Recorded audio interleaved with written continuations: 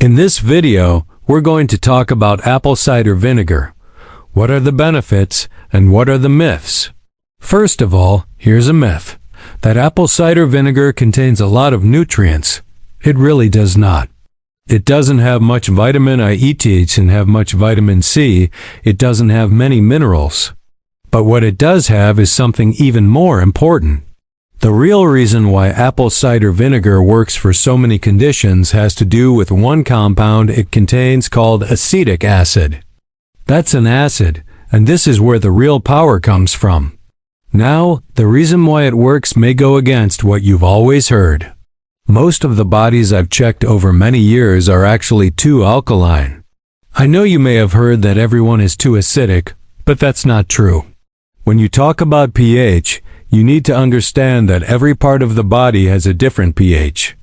So when someone says you're too acidic, the question is, which pH are they talking about? The urine? The saliva? The true indicator of pH should be in the blood. But it's very difficult to test that, because as soon as you take blood out of the body it oxidizes and the pH changes right away. So it's very expensive to determine. Instead, you have to go by symptoms. If you want to know for sure, just look up the symptoms of acidosis and then look up the symptoms of alkalosis. Compare them and you'll be able to see which group you fall into. Most people actually have blood that is excessively alkaline. It's true that your blood should be slightly alkaline, but in many cases it becomes too alkaline. That's why apple cider vinegar works so well, because when you shift the pH even slightly, you create huge effects. The pH is critical for transporting minerals, allowing enzymes to work, stimulating the thyroid, and increasing metabolism. Acetic acid itself is very acidic. Its pH is about 2.5, which is close to the acidity of stomach acid. That makes it extremely good for the stomach. People take it for heartburn, acid reflux, and indigestion. Now here's something that may surprise you. Heartburn, acid reflux, and indigestion are not conditions of too much acid. They are conditions where the stomach is actually too alkaline. When that happens, the valve at the top of the stomach doesn't close properly and acid regurgitates upward.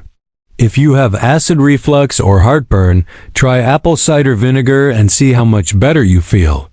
You'll notice relief because the valve closes and the acid stops moving upward. That's why it's so good for GERD, acid reflux, and indigestion.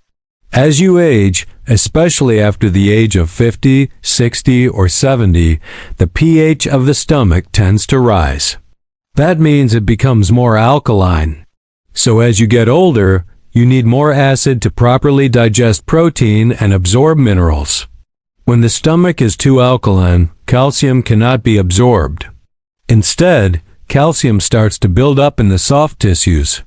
You can see this in older people as they become stiff, develop arthritis and bursitis, or develop calcium deposits in different parts of the body. Cataracts in the eyes, arthritis in the joints, neuritis in the nerves, kidney stones, gallstones, tartar on the teeth, all of these can be connected to a systemic alkalosis where the body is too alkaline. One way to help move calcium out of the soft tissues is to make sure you are getting fat-soluble vitamins like vitamin D and vitamin K2. Vitamins help transport calcium into the right places. But in this discussion, I want to focus specifically on the pH aspect. What causes the body to become too alkaline? One major factor is stress. According to the CIBA Encyclopedia of Endocrinology, Volume 4, by Frank Netter, MD, high cortisol, the stress hormone, causes alkalosis. In other words, stress makes the body too alkaline. Unless you live completely stress-free, you are dealing with this problem. Most people on this planet are exposed to stress, which drives the body into an alkaline state. Here's how it works. With high cortisol, the body loses hydrogen ions, or H+, which are acidic. When you lose acid, you become more alkaline. This is why drinking alkaline water can make things worse. If you force the body to become even more alkaline, you will not be able to absorb calcium and other minerals. When the body becomes too alkaline, calcium gets locked up. You may notice something like twitching of the eye when stressed. This happens because the change in pH prevents calcium from being used. That twitch is not fixed by simply taking calcium, because if the pH is off, calcium cannot be absorbed. But if you drink apple cider vinegar, the pH drops to a more acidic level, calcium becomes mobilized, and the twitch goes away. The same thing happens with calf cramps. Apple cider vinegar is one of the best remedies for calf cramps because it mobilizes calcium. It also helps with nerve pain or neuritis, especially when arthritis pain seems to move from one joint to another. By restoring the right acidity, apple cider vinegar relieves these problems quickly. Stress not only creates alkalosis but also causes potassium loss. When potassium levels fall, the body becomes even more alkaline.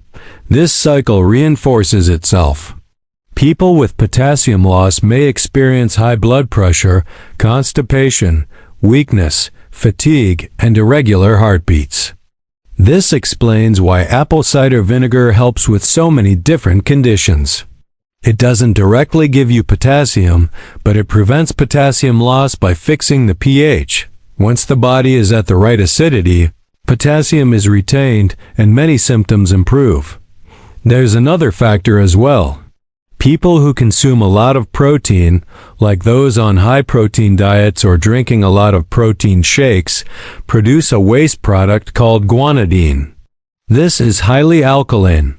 It can cause twitching, nerve pain, stiffness, and arthritis-like symptoms. Apple cider vinegar is the antidote to this alkaline residue. It helps flush it out, supports the liver, and cleanses the body. So apple cider vinegar helps in many ways. It improves mineral absorption. It mobilizes calcium. It improves protein digestion. It supports the immune system. And this brings me to another important point. Many people take vitamin C for colds or viral infections. But most of the time, they are not even taking real vitamin C. They are taking synthetic ascorbic acid, which is made from cornstarch and has no actual vitamin C. Cornstarch has no vitamin C. Ascorbic acid by itself has no vitamin C, so how can combining them give you real vitamin C? It doesn't. The real benefit people experience is not from vitamin C itself, but from the acid. That's why you'd be much better off taking acetic acid in apple cider vinegar to support your immune system. If you have a cold, a fever, or a viral infection, apple cider vinegar can help because it strengthens the body by restoring acidity. Now let me show you a simple recipe. This is something I use regularly. It's sometimes called the cranberry drink, but it should really be called the apple cider vinegar drink. It's very easy to make. Take 2 teaspoons of apple cider vinegar and mix it in water before each meal. Add a teaspoon of lemon juice. Add a teaspoon of cranberry juice, but make sure it's pure cranberry juice without added grape juice or apple juice. If your metabolism is very slow, you can skip the cranberry juice. You can also add ginger. Fresh shredded ginger root works well, or you can use ginger extract in liquid form. It makes the drink spicy and adds extra health benefits. If you need it, you'll actually enjoy the taste because it will make you feel better. Drink this before meals and watch how much better your digestion, energy, and metabolism become. If you do this 3 times a day, you'll notice significant weight loss because the thyroid is stimulated, the stomach is more acidic, and nutrients are absorbed more effectively. The key point to remember is that by slightly adjusting the body's pH, apple cider vinegar can create massive positive changes. That is the real reason why apple cider vinegar is so effective for weight loss, digestion, mineral absorption, and overall health.